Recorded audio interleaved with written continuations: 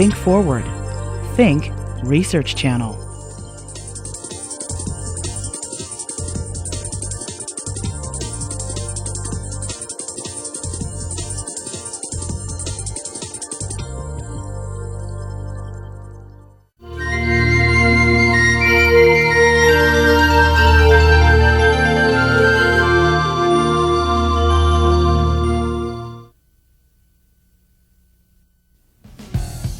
Koko Loves, Conversations with a Signing Gorilla.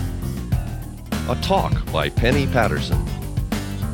Dr. Penny Patterson received a PhD in developmental psychology from Stanford University and is the president and director of research at the Gorilla Foundation. For more than 25 years, she has directed an interspecies communication project with Koko, a western lowland gorilla, and has worked to promote public awareness of the plight of gorillas in the wild. We have with us tonight Dr. Francine Patterson. She is the former graduate student who raised a lowland gorilla from infancy, starting at Stanford campus. She's an internationally known scientist studying communication with other species. With her tonight is Kevin Connolly. He is the Director of Development for her foundation, which is called the Gorilla Foundation. And he was formerly the National Director of Development for Sierra Club. And she will be in conversation tonight with Steve Cohen, who is a Managing Director at Scholastic. You'll hear more from Steve later on this week, but Steve's company, Scholastic, was the company that created Koko's Kitten, which is probably the book that is best known in dealing with this particular issue. So I'm going to pass it over to Kevin Connolly, and he's going to tell you a little bit about how the project began.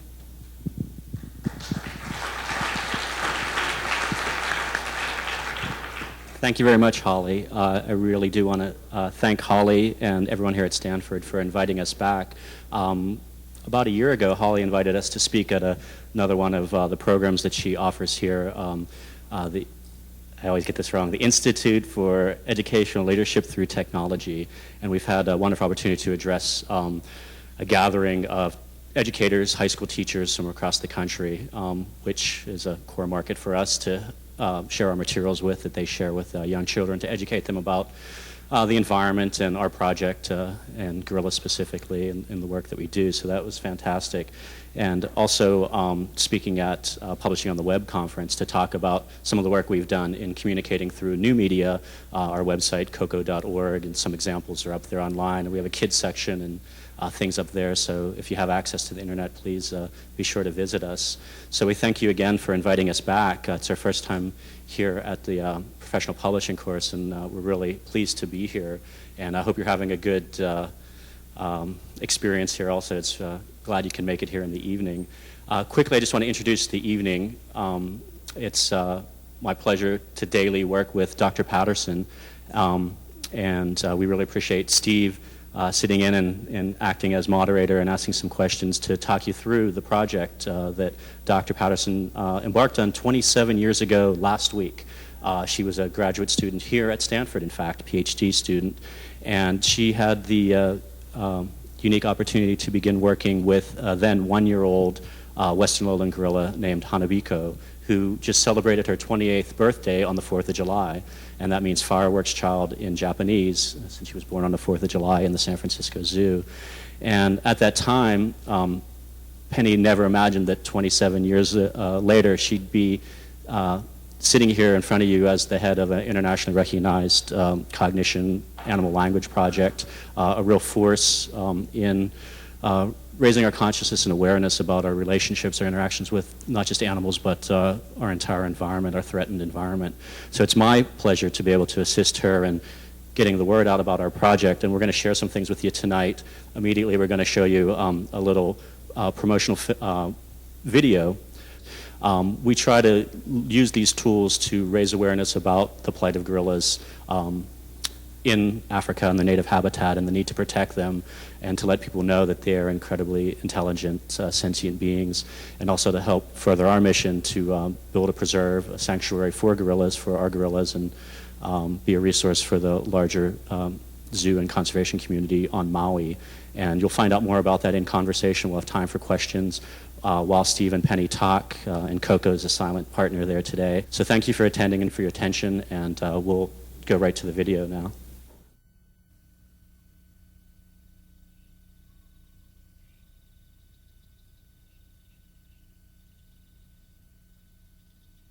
Although Koko was raised near Stanford University in California, where she was taught to communicate using American Sign Language, Dr. Patterson and her team have been searching for a more suitable home for the gorillas, a place more like Koko's natural environment, where she would be more likely to mate and raise a baby. This search has become more critical as Koko approaches the end of her childbearing years. The long search ended when Mary Sanford and the Maui Land and Pineapple Company offered to donate an ideal parcel of land on the northwest mountainside of the island of Maui, Hawaii. Here, the foundation plans to build a gorilla preserve where the valuable research in interspecies communication could continue into the next generation. It also offers a sanctuary to help preserve this endangered species.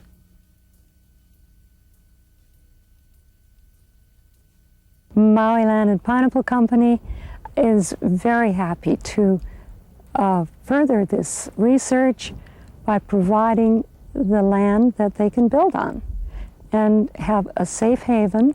The goal of having them move here is for Koko to have her baby, and she's very anxious to have a baby, and so is everybody else, because they expect that she will teach the baby how to do sign language, just as she has tried with kittens and toy gorillas. And we think that having her here with Ndumi, her mate, in a natural environment will be very conducive to her having a baby. Look what I brought, Koko. Nipple. Nipple have Koko love. Okay, let's take just the baby, not my hand. Oh, you love that. Drink. Where does the baby drink?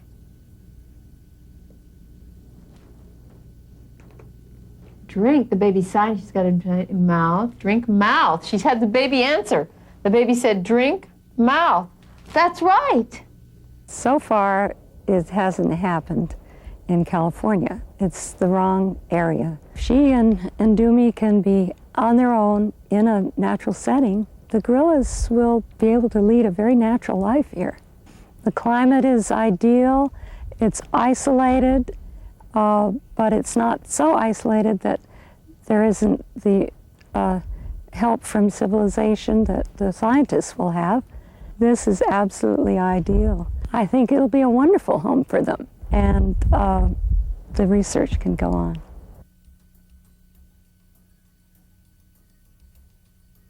The facilities will be located here on this level section halfway up the mountain, and a site plan has been approved.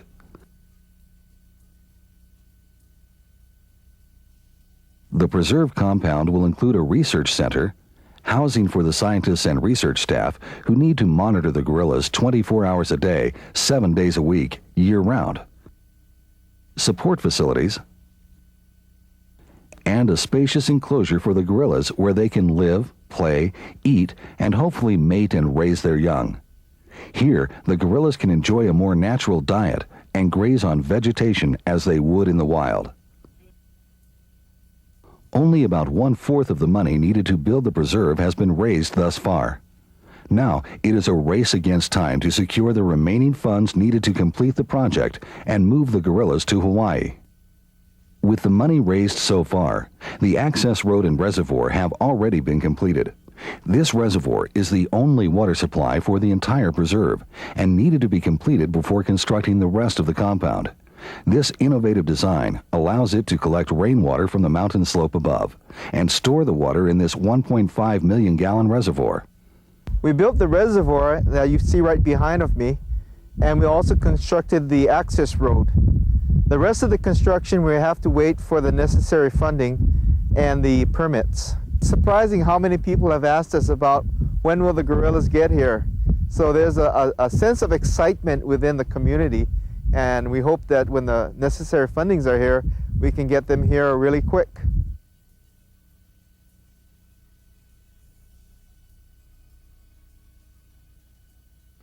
To accommodate the gorillas' need for privacy, while sharing their experiences with the many interested visitors, an interpretive visitor center will be built in the nearby tourist center of Lahaina. The interpretive center will also help the foundation carry out its mission to educate the public about gorillas, including their history, the conservation crisis, and the foundation's language project. The foundation is seeking an appropriate corporate partner to underwrite the visitor center and help share the impact of this monumental research with the public.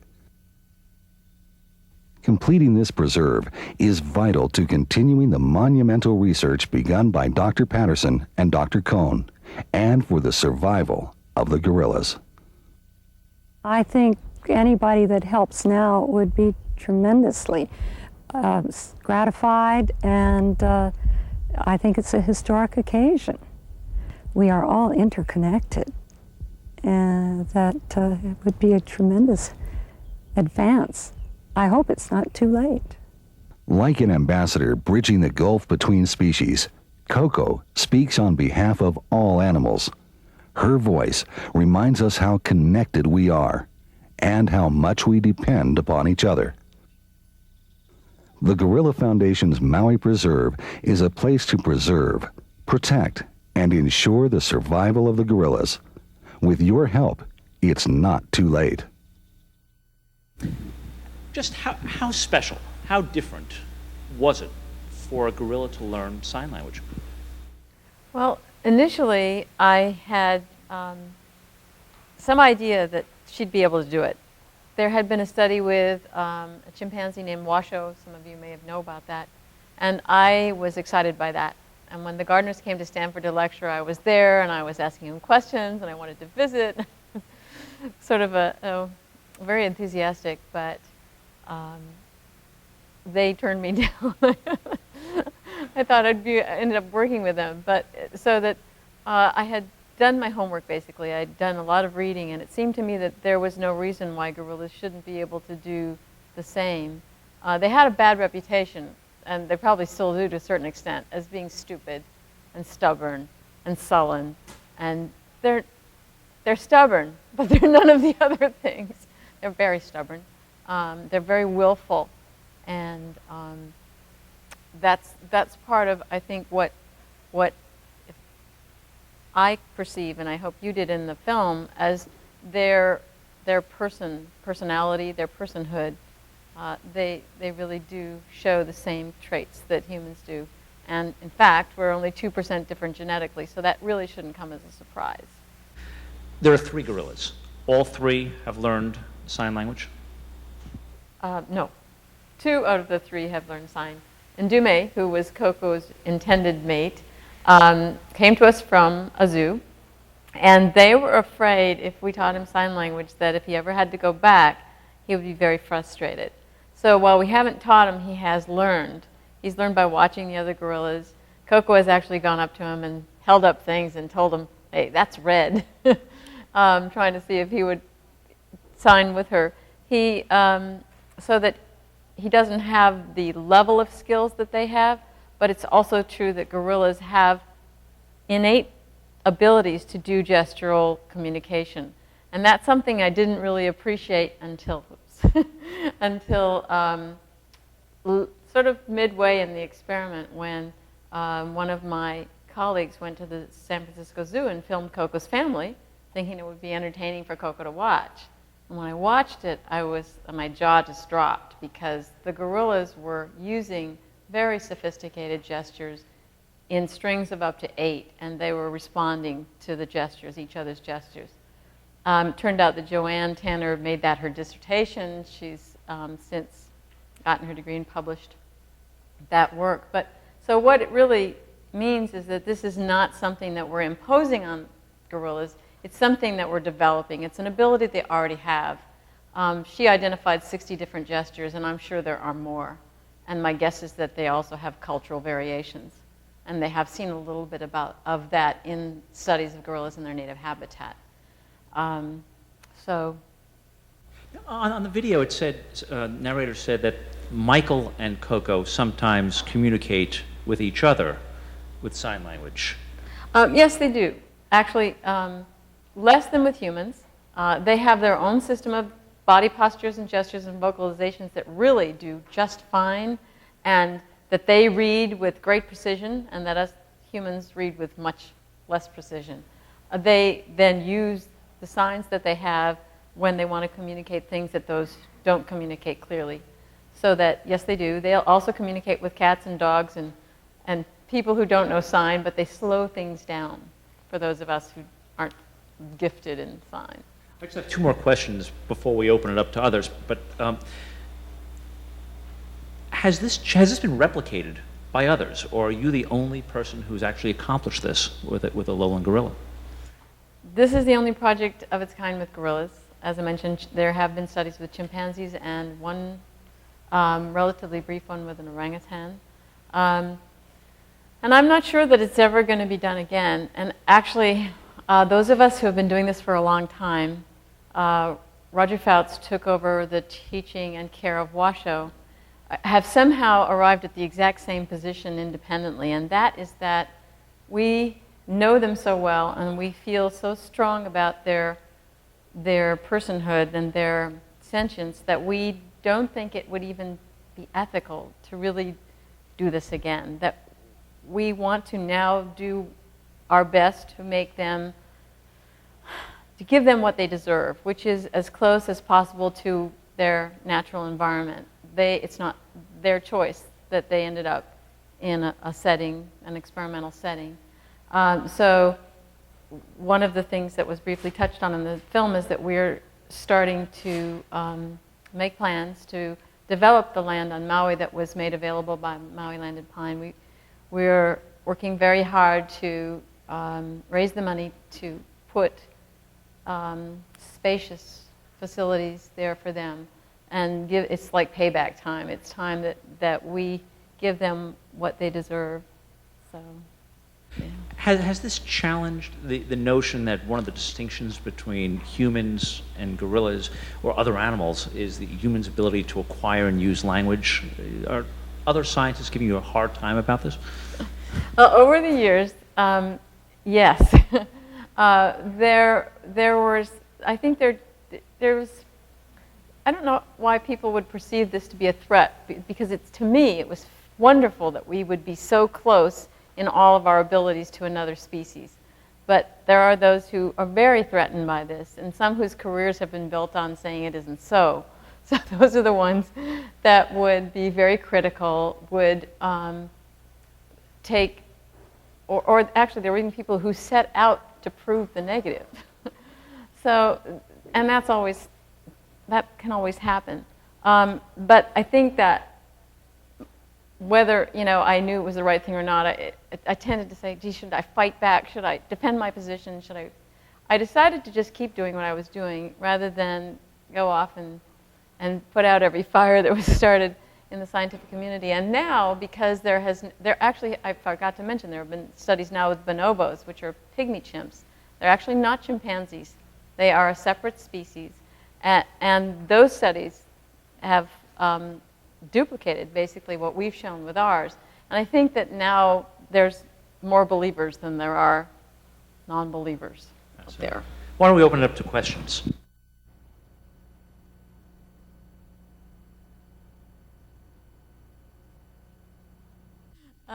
The record for gorillas in captivity is 54.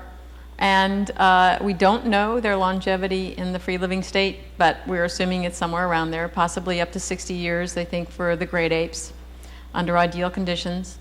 We don't know their optimal care in captivity, so once we learn that, I think, and also do something to remove the stress that captivity imposes on these very sensitive creatures, I think that we'll find that we can do better than that. And the kitten, the original kitten in Koko's kitten, after 7 months, was hit by a car. And that actually turned the cover story of National Geographic, which really wasn't that big a happening, into this major media event. And the book resulted, the telling of that story, because what I didn't have any idea would happen was that Koko would grieve for that cat, that she would cry when she heard the news, and that even today after, let's see, it was 1985, 84, actually the end of 84, if she sees a kitten that looks like Allball in a picture, she will sit there and stare at it and sign, cry, sad, frown. So she still remembers the feelings that were associated with that loss.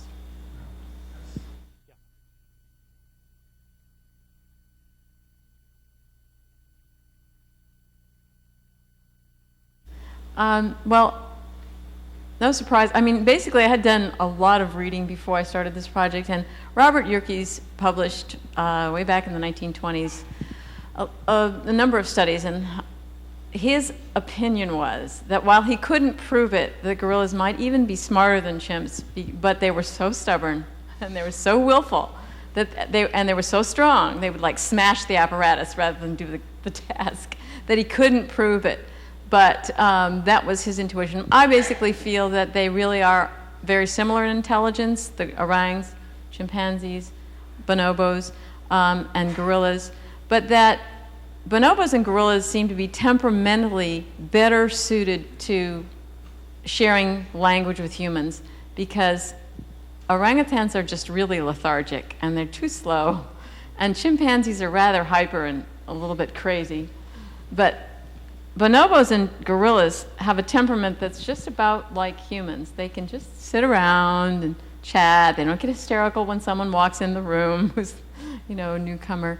And that, I think, is why the results with Koko have been, I think, there's been just more signs learned. She seems to be more creative, more thoughtful. And I think that's really a reflection of temperament rather than intelligence. Is she still learning? Yes. More signs? She's still learning, and she's still, I have to, it's sort of embarrassing to say, I think she's learning more signs by creating her own where we don't have, where there's a void created by our lack of knowledge. So we know English words, but when it comes to finding a sign word, say for something like browse, there isn't one. So we use the English word and we just don't know what to do. So Koko generally fills the void. She invented not so long ago a sign for browse, in which she put a fist to the temple, and people were telling me, I said, what is that sign? They said, I don't know. And after a while they're thinking, well, I think it's referring to this green stuff we give her, which we call browse. It's what zoos call it. It's greens, sort of feed that fills the day in between meals. And it occurred to me after a while that it was taken from the English word brow. It was at her brow. And rather than putting something like lettuce at her brow, she put a fist at her brow, which happens to be an S in sign language. So it's browse. She added the S sound. Wow. My goodness. Yeah.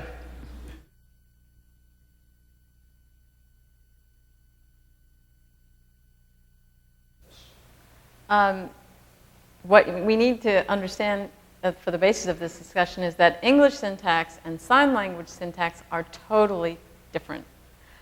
English is linear, and sign language is simultaneous. It's layered in sort of simultaneous levels.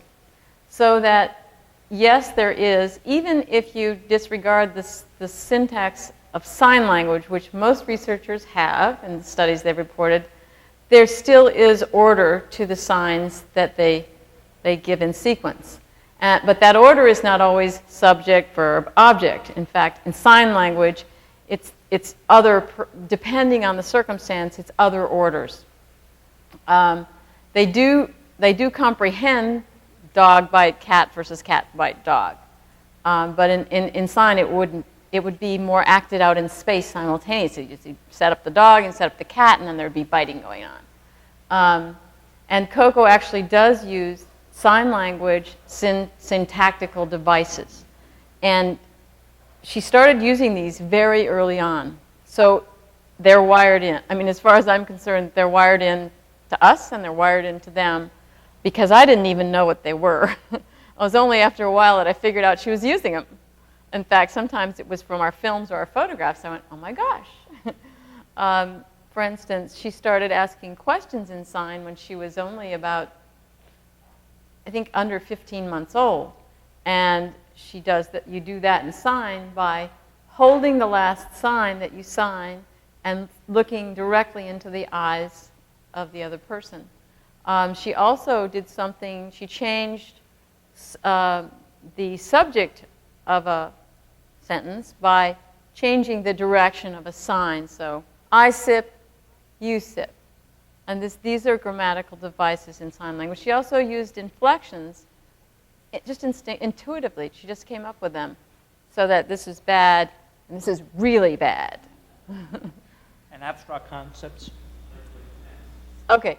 And in sign language, tense is you don't tack eds on the end of words and things. There's a past sign and there's a future sign. And Koko has, I'd say that in terms of tenses, she doesn't typically use past and future. She refers to things that are going to happen and things that have happened in the past, however. What I think that we'll find when we study what she's done on videotape, and we are just starting to really get into the nitty-gritty of that, and it's incredibly time-consuming and challenging, is that we are going to find that she is using various devices. We know she uses classifiers, and these are words that are, I wouldn't say pantomimic, but you take things in space, and this is something deaf people use all the time. So if there's if there's a drawer up here, you wouldn't sign drawer up there. You would actually make the drawer up there. And that's how you would make it. And she does things like that.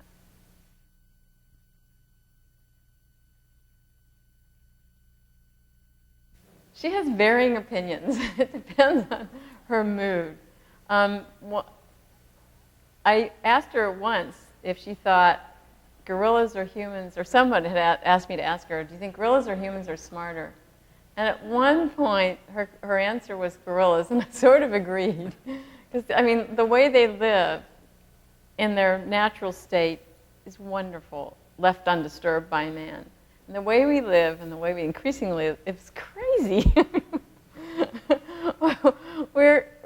I don't know, it's very stressful, and it's self-imposed stress, and it just, and while we think we have a lot of foresight and we pride ourselves on things like that, we really don't when it comes to the big picture. But she also has a sense of humor. She does have a sense of humor, so that the second time I asked her the question, she said that she thought people were smarter, but she might have just been wanting to make me feel good. It might have been a particularly bad day if that was happening. She's sensitive to that kind of thing, people's feelings.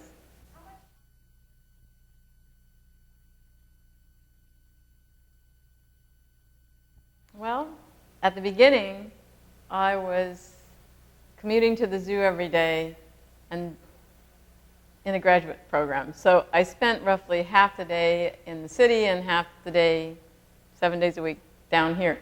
And then we were able to move the project to Stanford, and I spent all the time that I really wasn't in class with her.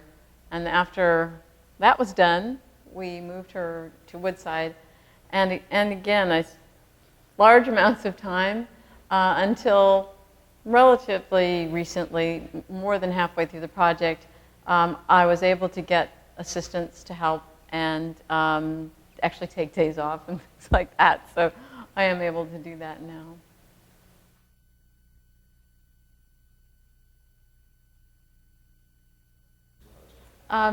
We don't have visitors, and there are several reasons. The most important reason is that gorillas are really very shy, and the males especially suffer tremendously when strangers come onto the grounds. Their instincts are telling them strongly to lead your group away, and they can't.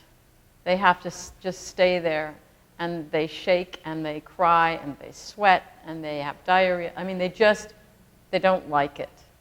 I know you're probably aware that they take groups to visit gorillas in their native habitat, but I have spoken with people who are experts who have gone in on these tours, and the males hate it. Why they put up with it, we still haven't figured out, but they are upset.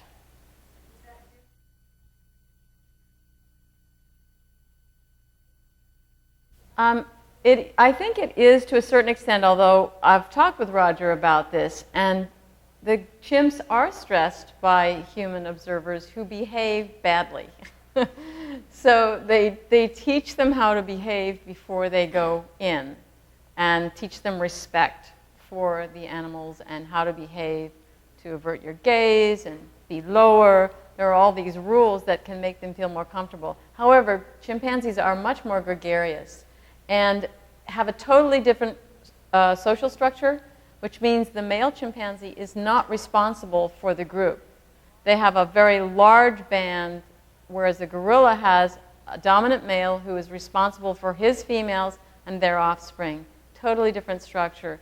The male gorilla has all the responsibility, the female has none.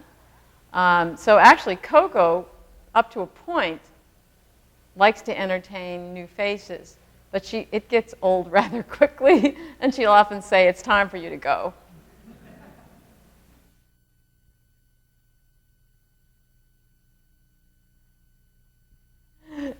Yes, if I stay away too long, she, like the strongly attached child, gives me the cold shoulder, like, "Who are you?" when I come back. So, whereas the males who are less strongly attached, well, I don't know. And Dumi, I think, is the strongly attached type. Michael tends to be really happy when I come back. And Dumi gets annoyed and does his distress call after I've been away, or departed at the wrong time of day, or come back at the wrong time of day. He's a controller. He's a control freak.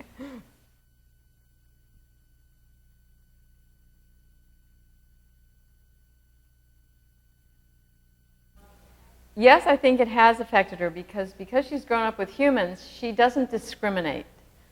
Humans, gorillas, they're all attractive to her.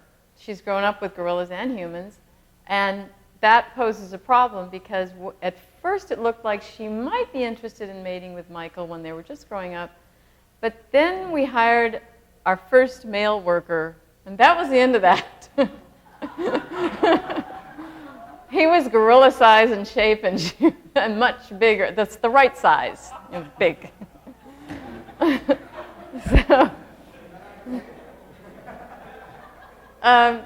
And she did not have the benefit of seeing her mother raise other offspring or mate because she was removed from her family group at age 6 months. So we have brought in another male gorilla, and what we're hoping to do is bring another female in so that we have a much more natural social structure to have one of the males, and we might alternate, and 2 females. This female who's coming, we hope, was brought up by her mom in a social group in a zoo. So hopefully can model some of the behaviors that Koko, I think, has pretty much a knowledge of, but she seems to be afraid to show them. She seems not to trust, 2 males against 1 female is just it's an unnatural ratio. It should be quite the reverse. It should be 1 male and 5 or 6 females for support. Social support because the male's twice as large, all kinds of things.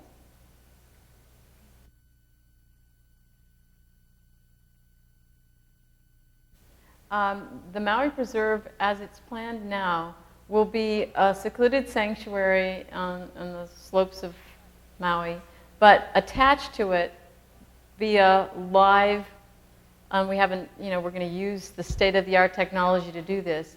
There'll be a live link, either by satellite or by video conference, to the gorilla facilities and to Koko. And people will be able to view them, and they will be able to see the visitors, but in a non-threatening way. First of all, if they choose to do so only.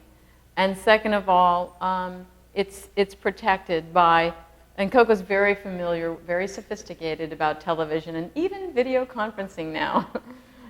So She knows she can ask the person on the screen to open their mouth and show their gold teeth or whatever it is she's interested in. So that's the way that we would like to do it, to protect their privacy and to lower the stress levels as much as we can, and yet give people access to chatting with her if that's something that she wants to do, continue to do, and I think she will.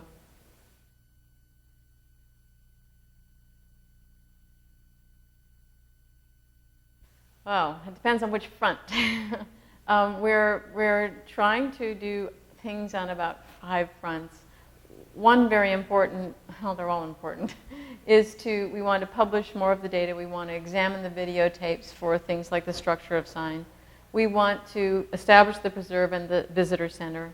We want to work with the people who are in Africa trying to save gorilla lives. There's an incredible, relatively recent threat to gorillas and chimps and bonobos, and that is the logging, the timber harvesting industry.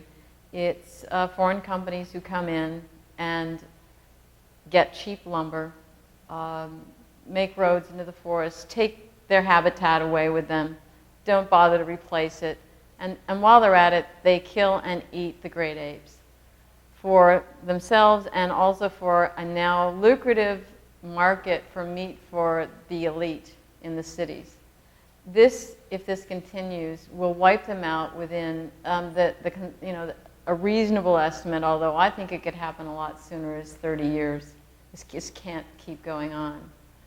So we're working very hard. We've started a Poachers to Protectors program in which we hope we can change the minds of people by exposing them to materials like Koko's kitten. And actually, at least in one experience of one of our colleagues, that book did help to change one poacher into a protector and helped him to try and get his buddies to stop. When he saw that, he said, "How can this be true? Is this real? Can this be?" Because it showed him that they have feelings and emotions and sensitivities just like humans, and before he had considered them dumb animals and meat, and why shouldn't I kill them?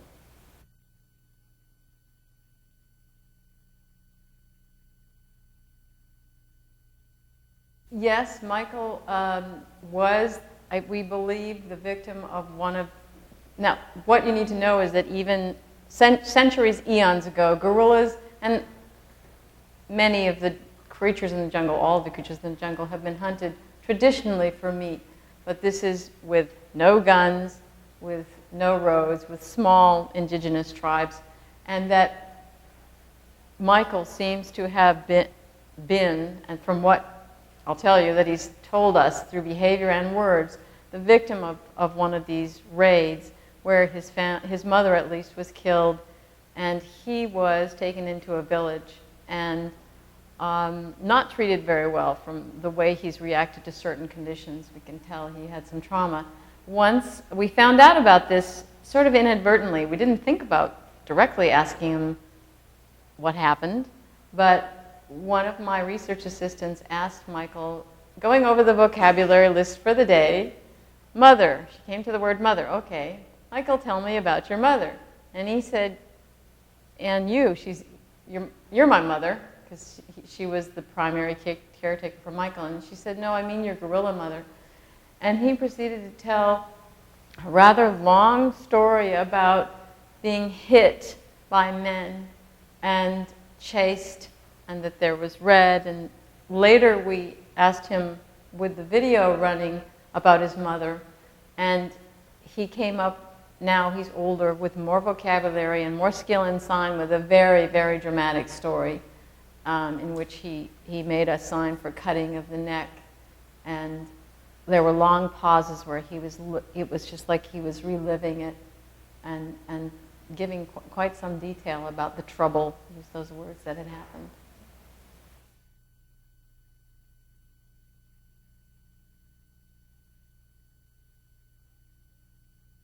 Well, just exposure to the personhood of Koko. I mean, she, as I said in that film, she is a person. If I have a soul, she's got one. It's just that there isn't anything missing. The intellect is there, the sensitivities are there, guilt is there, politeness is there, embarrassment. I haven't found anything that's missing. That she has a self-consciousness, self-concept, recognizes herself in the mirror, doesn't want to insult other people if you ask her to, but if you don't ask her, she will. I mean, she's sort of a person. She has a person. Well, I was, and when I started, I had no idea. I was an animal lover from the time I could crawl, and this just seemed like the most wonderful thing in the world to be able to do. And so I did it. I think from where I am now, in fact, people are still applying for grants to do things like this, and I am like actively discouraging them. There must be ways that we can study them and respect them and give them the freedom that they were born to, and I don't know. I think that we've learned a lot. I think that if we study the data that collectively all of us who have done this are gathering, that there's an incredible richness there. That maybe if these studies go on, because apes will be probably in captivity for some time, and maybe that's the only place we'll find them in 30 years, that we can study them less intrusively, hands off rather than hands on.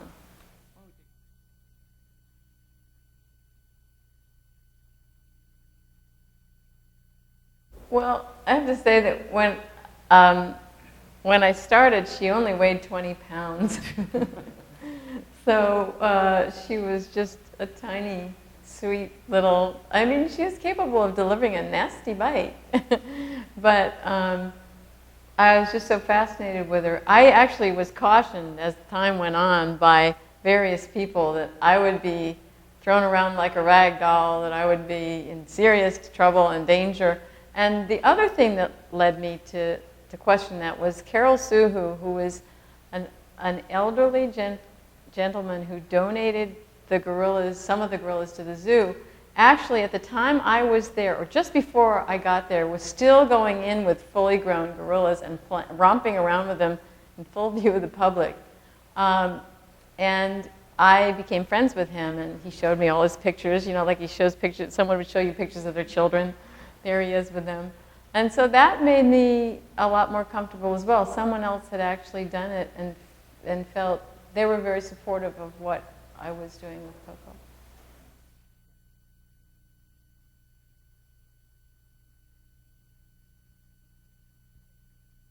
Sorry, but no. Actually, I only recently started showing her pictures of other people's art, and she has distinct preferences.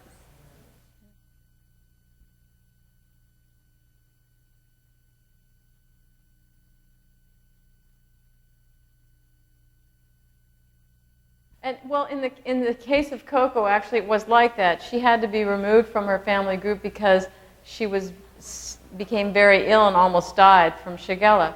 So yes, in a sense, she needed a caretaker, but there could have been an argument that as soon as she could be returned to her mom and dad, she should have been.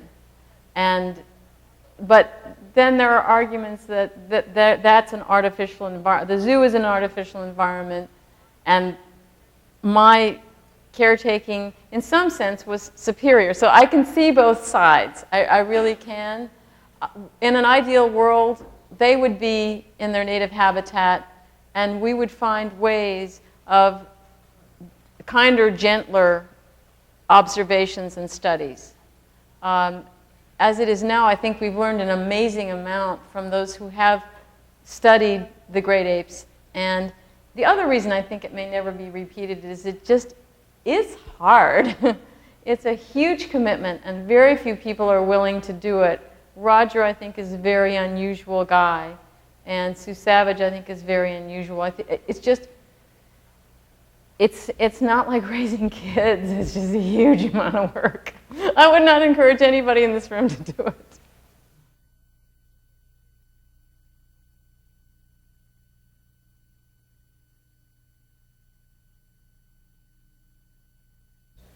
Well, it may be a till death do us part arrangement.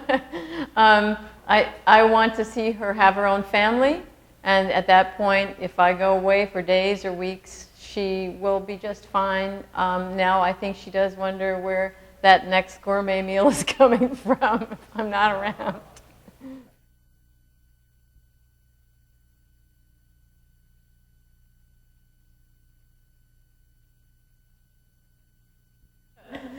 For instance, math. Actually, while Koko's least favorite subject is probably math, we did do some work with that. But there's a chimpanzee in Japan named Ai who actually does very sophisticated mathematical operations, some at a speed in excess of what I could do looking at the same problem.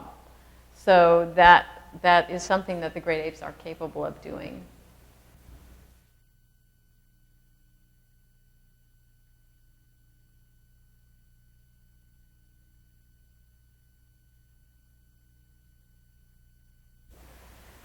There has never been a study that's focused on that.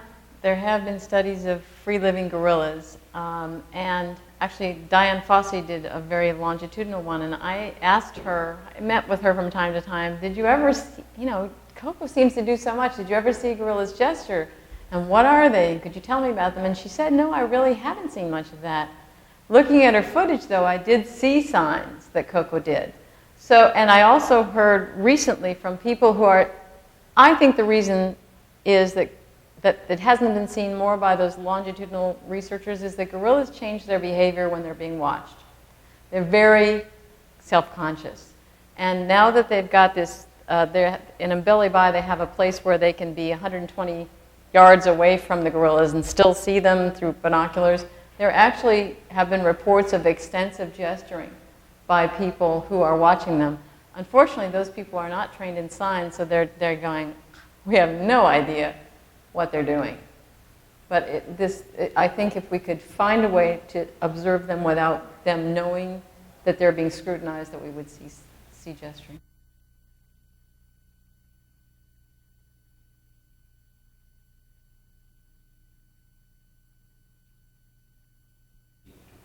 Well, actually, do you know about Alex the parrot? We already do speak to birds. Alex is an Amazon gray parrot who does answer questions. He does things very much like what the great apes are doing, can name colors, can count, and the more touching stories, they're always the anecdotes where he was going to the vet and had to be left off, and he said to Irene, "Don't leave me, I love you." So we already do.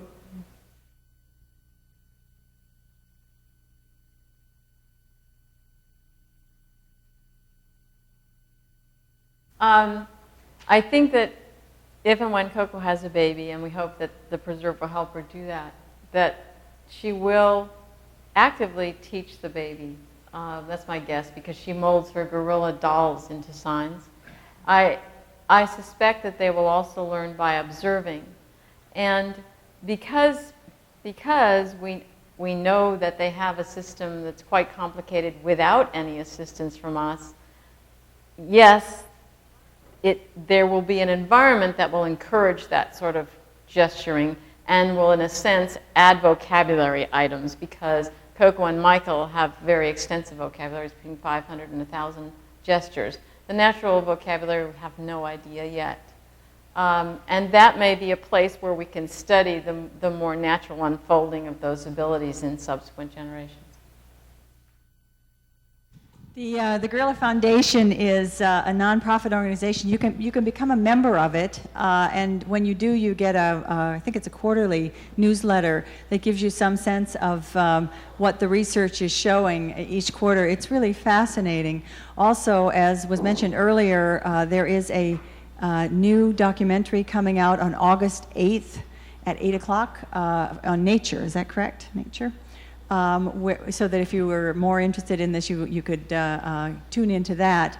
And one other thing I just wanted to say to this group, I don't know whether you noticed, but we're showing some of the gorillas' art in the background. I think you saw the bell pepper, you saw the bouquet of flowers, You saw the Springer Spaniel. If you were paying attention, there were several other pieces of gorilla art. The Gorilla Foundation has a website where you can see some more of this. The URL is www.gorilla.org, not com, but org. You can see more of that gorilla art. I want to thank Dr. Patterson. I want to thank Steve Cohen and Kevin Connolly for this evening. Good night. See you tomorrow.